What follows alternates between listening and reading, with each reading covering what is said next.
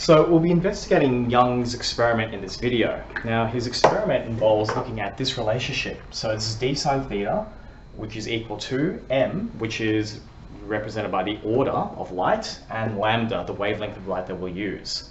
So we'll be looking at measuring the distance, that is this distance between our two slits, or the distance of our diffraction grating, sorry. Now, looking top down, this is what our experimental set will be. So we'll have our light source and our diffraction grating placed at a set distance L meters away, or L from our board. And we're going to measure, so we'll see a bright spot at the middle, and then we'll measure our first order, the distance to our first order spot. This distance we'll call x. Now to make things a little bit easier, so that angle is this angle over here, the angle it makes to the first order. To make things easier, what we do is we use our small angle approximation, where for small angles of theta, sine theta is approximately equal to tan theta. And tan theta, if we look at our board over here, is going to be equal to x on L. So we can substitute that into here and then use this information to work out d, because we effectively just have to move this across to the side over here, where you're going to be looking at primarily the first order, but we'll also take measurements for the second order as well, and we'll substitute it in and we'll see what result we get. So the diffraction grating we'll be using will be a blank CD. So if you have one of these at home, you can do this experiment yourself, provided you have a blank CD as well as access to a laser pointer of some sort. Now what you'll find is most laser pointers will have their wavelength listed on their label. So for example, I'm not sure if you can read this. This is, it's getting out of focus, but it is listed as 650 nanometers. So this is the important information that we need. But how do we get our diffraction grating from our CD? Well, CDs are made up of, well, blank CDs in particular, tracks, circular tracks, which are actually spaced in a regular pattern as a spiral all along the CD itself. But the information that's actually stored here is actually not on this face, but on the label. And it gets imprinted into the plastic, and we can use this as a diffraction grating.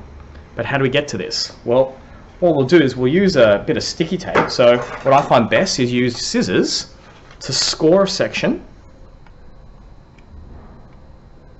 So you can see I've scored some lines onto my, bit hard to see. Anyway, I've scored some lines onto the CD, and use some packing tape or some sticky tape to lift up that section. So let me just get the end of that tape here. Here it is.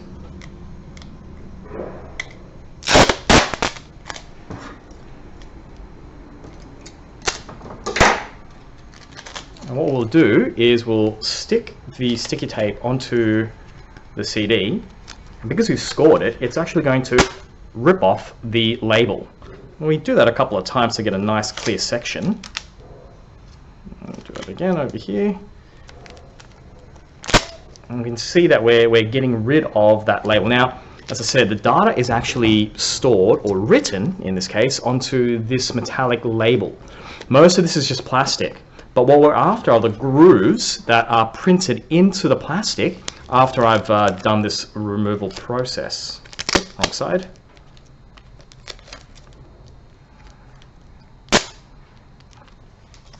And what we're really after is just a small wedge that we can use as our diffraction grating. So I'm going to cut that.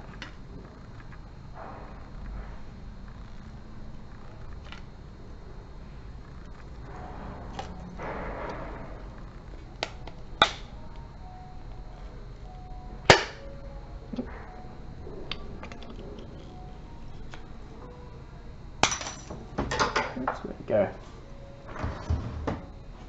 Here we are. Sorry, lost it. And here is our diffraction grating, which we're going to use. So we'll be measuring the track space of a CD using this method.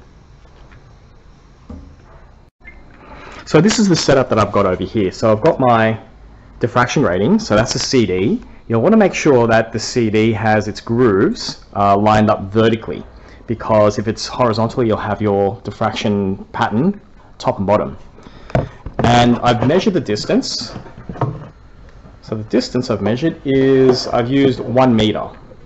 So there we go. It's 1 meter to the board. Okay, so it's 1 meter, and I want my laser pointer set up so that I can press that, and I will be measuring the diffraction pattern that is on the board. So we're going to start with our 650, our red laser. So I'm going to shine it through. Make sure our distance is set to 1 meter still. Yep. And I have my spot here. Oops. Here. This is my central maxima, and my other first order line is right there. So if I was to measure this, I would see that this is 49 centimeters, and this one from here to the central is 49 centimeters as well, and 49 centimeters. Okay, now we're using our 532 nanometer laser. So if we turn the laser on, find again the central maxima is actually right on where we initially had it. And we've got our first order line over here. Hang on, make it a bit better. There, and also over here. So if I was to measure it, I'd measure these as being at, maybe we'll turn the laser off for a second, at being 37.5.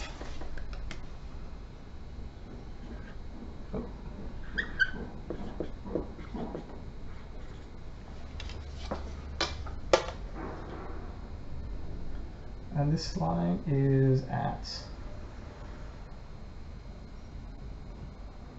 39 centimeters.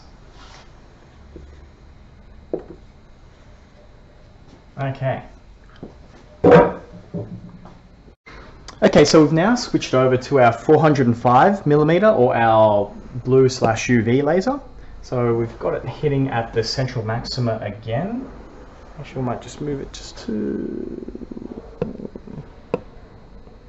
There we go. Yeah, thank you. And I'll have my first order there, and my first order over here. So if I take my measurements, get with my meter rule, hit the distance I can measure. Okay, so I'm measuring 28.3 centimeters.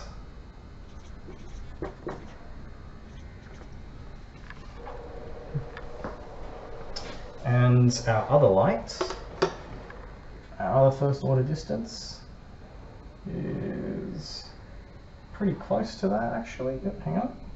It's the same thing, 28.3 centimeters. So I'll leave these recording these measurements up on the screen. Now I'd like you to be able to, using these values, now we've gotten 2 values, so we can just take the average of these numbers, and they were pretty consistent except for our green one, so there might have been a bit of angular error here. But we take the average of these. This represents our distance to our first order maximum. We'll call that X. So L, we're going to keep to 1 meter. So if our length, our distance to the board is 1 meter, this is going to be our distance to from the central maxima to our first order light. So that's seen in these dots over here. And using that, we should be able to determine a spacing of the tracks in our CD. Remember that these are going to be measured in very, very small numbers. Keep in mind, we don't put 650 straight in. This is nanometers. So this is 650 times 10 to the minus 9 meters. So I'd like you guys to have a go and let me know, and I'll put an upload for what the results are. Thank you.